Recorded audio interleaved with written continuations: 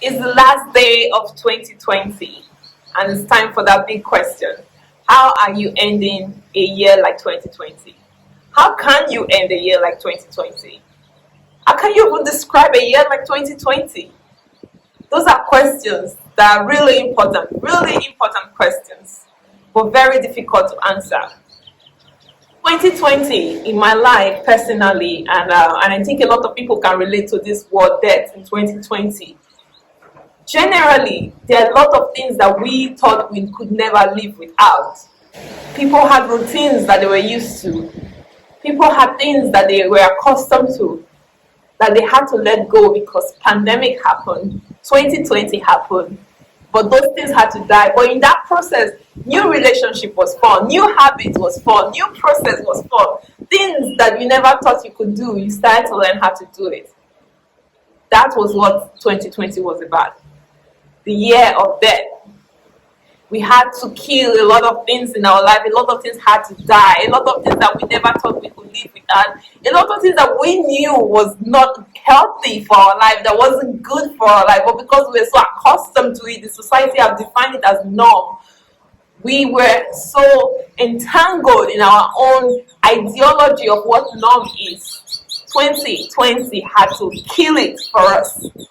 2020 was the year all the things that was not right in our life had to die.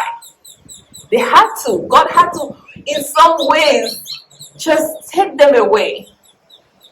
And He had to bring a pandemic to do that. As we move into 2021, we are hoping that the pandemic dies with 2020. But after every death, let's not forget there is the birth of something new. So when I ask you how you ended your 2020, I'm reminding you in some sense that 2020 was the year of death. What is that thing that should have died in 2020 that you are trying to take into 2021? So again, I'm asking you, how are you ending your 2020? Are you going to let it all die in 2020 so you can actually start to give birth to all the beautiful things that is supposed to be happening in your life in 2021? Because what I've tagged 2021 is the year of death. I don't know what you're tagging your 2021, but I have to remind you that since 2020 was a year of death, you shouldn't take it along with you all those things that should have died in 2020. So as you move into 2021, make sure you are ending 2020 right. Make sure you are letting everything go so everything can grow in 2021. One of the greatest lessons for me this year, I don't know what your lessons are, but I think everyone should have taken something out of 2020. If you haven't, you still have a few more hours to think about it and just reflect and think, what did I learn from this year? Because we really need to reflect on the things we learned so that we can take it into 2021, so that we can receive the blessings of new birth and growth and new beginnings. Because I really believe strongly in my spirit that that's what God wants us to do in 2021. Give birth. Those things that we have been praying for, we have been wanting, we need in our life, we want in our life, we've been working towards. God has used 2020 to set us up for it to happen in our life in 2021. But you have to be mindful of that. You have to be open in your spirit. You have to be ready to receive that new beginnings. You have to be able to see them happening in your life. One thing that has happened to me in 2020 was self-discovery. You would think, how can a grown woman be only discovering herself in 2020? Well, you never really fully know yourself because every day you are evolving, and when God is preparing you for a new level, He prepares you in a different way, and you have to be open in your heart to see what He's doing at that moment so you can receive what He is planning for you. You have to be ready for God to take you to point zero. When you've gotten to a new level, you know how you count 1 to 10, and for you to get to 20, you have to start from 11. But once you start from 11, that's another level of new. So I was rediscovering myself this year through all the process God took me through some friendship I rediscovered, through some relationship I built, through some relationship I lost, through family that I lost. Most importantly, my mom. You know, in that pain, in that process of of loss, in that process of feeling like why, when, how, asking all of those questions. I found the reasons in my seasons was God wanted me to be totally dependent on Him. 2020 was the year where all the things you used to depend on for self-comfort was all taken away, and you have to find that inner peace and inner joy and inner happiness. And if you are able to think deep as you end 2020, what are those things you found when you looked into yourself? Because that was the only place you could look into in 2020, because everything was taken away due to the lockdown and the pandemic.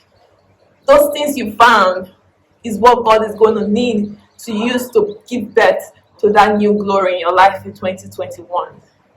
For me, I found peace inside me. I found happiness. I found hope. I found friendship. I found love. All of those things were rooted deep inside me. But thank God, I also found companionship in family, in friends, in relationship. And all of those things was able to propel me to the next level. And I'm so looking forward to that next victory in 2021. And I want you, my friends, to come with me in this journey as we give birth to the new blessings that God is preparing for us. Again, I will ask you, how are you ending your 2020? What have you learned? What is your testimony? I've learned to be more patient with myself, to be more forgiving of myself, and in the same way be more forgiving of others, to know that life happens and it's okay, and in the midst of those disappointments there are appointments that are ready for us. I've learned to trust God in all situations, in and out of season, that God is not just God when it's all good, it's also God when things are falling apart, and I have to trust His purpose for those times. I've learned to hold on to friendships and relationships and view them and put as much work as I need them to put into me back to them.